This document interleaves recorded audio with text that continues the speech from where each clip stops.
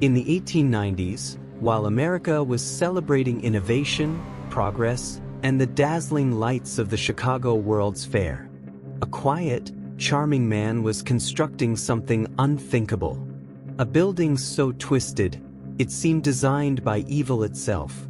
This is the story of H. Holmes, America's first known serial killer, and the place he built, the Murder Castle. Herman Webster Mudgett, better known as H. Holmes, arrived in Chicago in 1886. A handsome, well-spoken pharmacist, educated, polite. But behind that perfect smile were debts, frauds, and rumors of missing people trailing him from town to town. Holmes had one unique talent. He could make anyone trust him, and he used that trust to build his empire of death. In 1887, on a busy intersection in Englewood, Chicago, Holmes began construction on a massive 3-story building. To neighbors, it looked like a hotel. To workers, it was a never-ending maze of redesigns and secret orders. But Holmes alone knew the truth.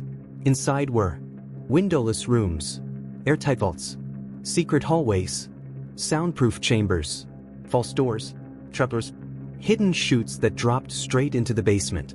And in that basement, acid vats, quicklime pits, surgical tables, and a crematory. Holmes didn't just build a hotel. He built a factory for murder. Holmes preyed on the hopeful and the desperate.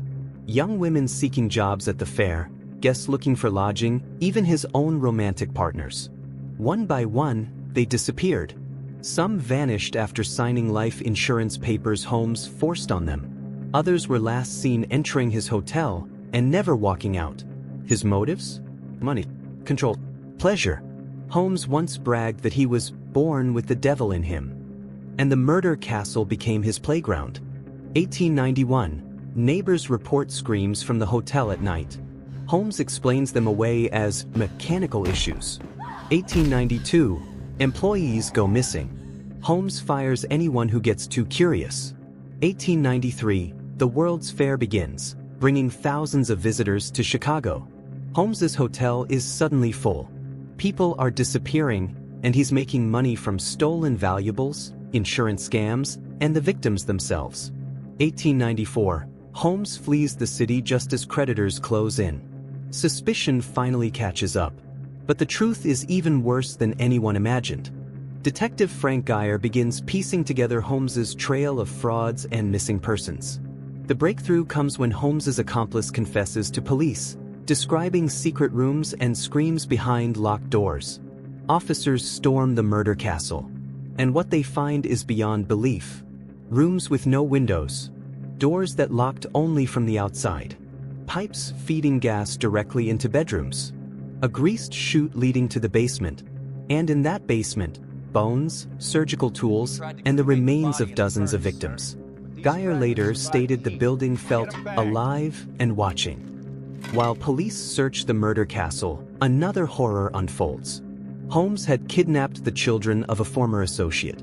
Detective Geyer follows a clue across several states, only to uncover that Holmes killed them and buried their bodies in shallow graves. This discovery transforms Holmes from a con artist into something far darker. Not just a killer, a monster. Holmes is arrested in November 1894, and the press explodes with headlines calling him the Beast of Chicago. During his trial, he sits calmly, smiling, even describing some murders with chilling indifference. He is found guilty and sentenced to death. On May 7, 1896, he is hanged in Philadelphia. Witnesses say Holmes showed no fear, no remorse, only that same cold, charming expression he wore while free. Months later, the Murder Castle mysteriously burns down. Some believe someone wanted to erase what happened inside. Others believe the building simply couldn't continue to exist after seeing so much evil. To this day, the exact number of Holmes's victims is unknown. Some say he killed 9. Others claim over 200. But one thing is certain: behind the elegance of the 1890s, behind the celebration of the World's Fair, stood a man who built a house designed for death. And in its walls, echoes of those who entered the Murder Castle and never came out.